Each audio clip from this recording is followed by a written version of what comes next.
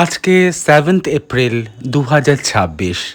আজকে সেই ঐতিহাসিক মুহূর্ত যেইখানে শঙ্কর ফ্যামিলির দুই মানুষ, একজন মেয়ে আর একজন বৌমা, প্রায় 30 বছর বাদে একই সাথে মঞ্চে উঠলেন, তবুও হাত জড়াজড়ি করে।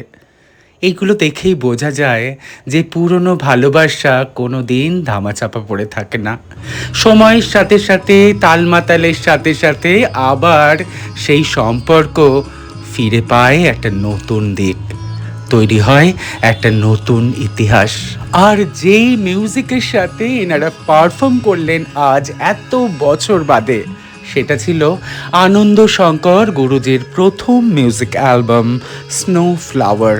আর হ্যাঁ, জানেন বন্ধুরা, এই অ্যালবামে আনন্দ শঙ্করজি নিজে সেতার বাজিয়েছেন। তাই আমি একটু চুপ, ঐতিহাসিক মুহূর্ত একটু শুরু।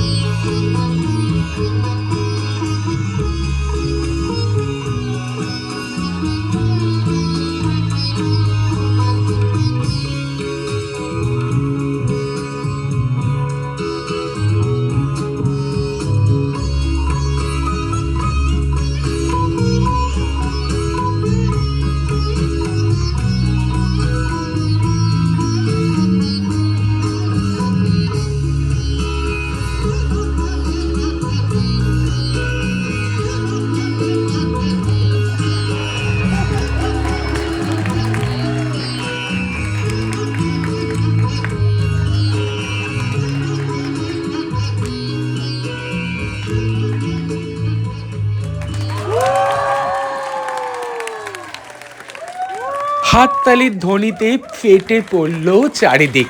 হবে না এই ঐতিহাসিক মুহূর্ত?